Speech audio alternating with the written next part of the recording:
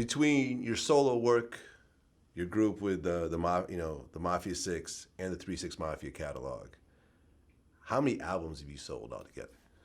We sold over 30 million records the last time we checked. 30 million records. But that also includes like some stuff that we produced for other people. Cause we did production for Ludacris, Young Bug, their first album through G Unit. A lot of stuff for other people. But it was over 30 the last time we checked. That was a long, long time ago. 30 million albums. And most of them was independent, which was the cool part about it. So you have grossed about almost $500 million. I ain't seen that kind of money. I've seen a lot of money. But you know what I'm saying? You take around $15 an album. Yeah, roughly. Which we didn't get the full. No, I'm not. That's why I said gross. Oh yeah. That's why I said gross. I didn't say net. Yeah. I said gross. Yeah.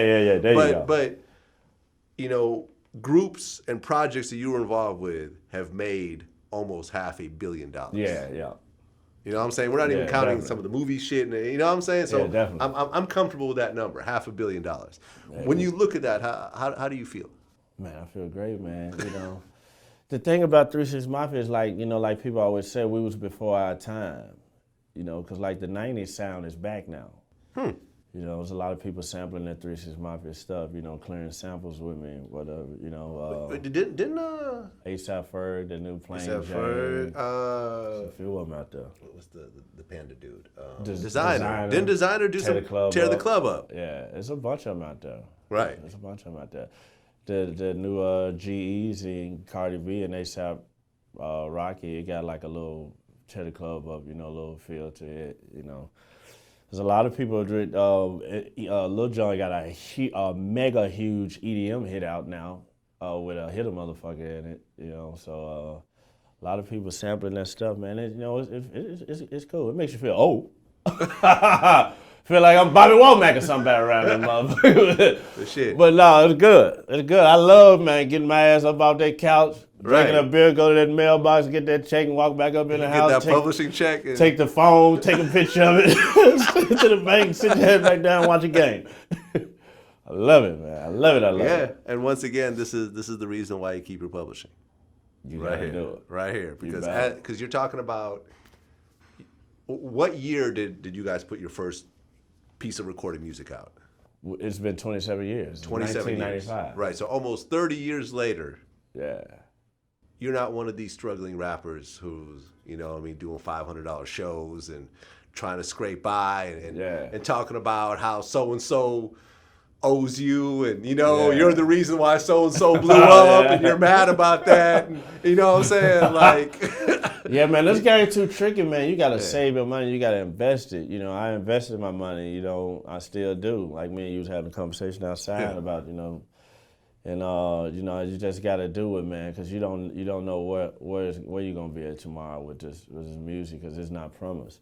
The one good thing about music versus other entertainments, like acting or sports or this and that, is we make our own schedule. So when we feel like we can go in and make an album. An actor can't always go in and make a movie. Obviously a lot of actors make way more money than rappers, but but it's a fun job. But you just never know what's gonna work with you, what's gonna work and what's not. Like with actors, if you're reading a script to Scarface, you're like, no, this motherfucker gonna work. Yeah. Heat or something like that. But with an album, you can make a song all day and all your homies can be sitting up in there smoking weed and they be like, man, this is the shit. And then they come out and they don't do shit. You be like, yeah, you're right, it was the shit. Shit, nigga. Shit. I mean, when you talk about money, I've always said this. I've always said that it doesn't really matter what your paycheck is like. Unless your money is making money, you're really broke. Yeah. Right? So, and you hear these stories of these artists, singers, football players, basketball players, actors who make $100 million and they're dead broke. You know what I'm saying? Yeah. Like Bruce Jenner was dead broke by the time, Kris Jenner came in and helped him. And he had been on Wheaties boxes and everything else like that. When you look at your financial history, What do you think was some of your best decisions and the reason why you're still financially stable today? Because I paid cash for every single thing I ever bought. Huh. Every car, every house. I got 8 houses now. All You cash. have 8 houses. I got 8 houses. I don't live in all 8 of them, obviously. Clearly not. But I got 8, and I pay for everything. I look at it like this. I was like, if I can't afford to pay for something cash, then I shouldn't get it. Huh. Because I don't know if, you never know if you go finance something, you never know what tomorrow is going to bring. Yeah. But this and that, and I just never wanted to put myself in a situation like that. So I just pay them cash and just get. And I'm gonna tell you what made me stop paying cash for houses. When me and Juicy bought our first 2 houses, our first houses, they was next door to each other in Memphis, and the houses only costed $125,000, and I was looking at the form when I was filling out the papers to buy the house. It was like whatever the period was for the finance. I don't know if it was a 15-year finance or what it was, but $125,000 house was going to cost me about $500,000. Right. Over the years. Right. Because of the finance charges. Back then, that's when they was like super high. Yeah. Like 10% or some crazy shit, Yeah. whatever the fuck it is. It ain't like, 3.25 like it is now or whatever. Yeah. And I was like, God damn it, $500,000? I was like, shit, I might well take $500,000 and go buy a $500,000 house. Right. Not a $125,000 house and put, another $375 or whatever into the bank's pocket. Yeah. So I'm like, no, I'm not gonna do that. I was like, I did it for that house. I kept that house for a little while, and then I sold it, and I eventually moved into a real, almost $1 million house or whatever. After like a year or 2 or whatever. But I was like, no, I'm not gonna pay nobody else's bills like that. I'm not saying there's something bad with it, because sometimes I look at some stuff where I wish I didn't pay the cash for. Like when the recession hit. Yeah. Yeah, I lost my ass on a $2 million house fucking in 2010. Well, you would have lost it if you financed it also, though. Yeah, you're right. Because it would have been underwater. Yeah, you're right. You would have had a short sale or whatever. Yeah, they tried to get me to do a short sale. I told them hell no.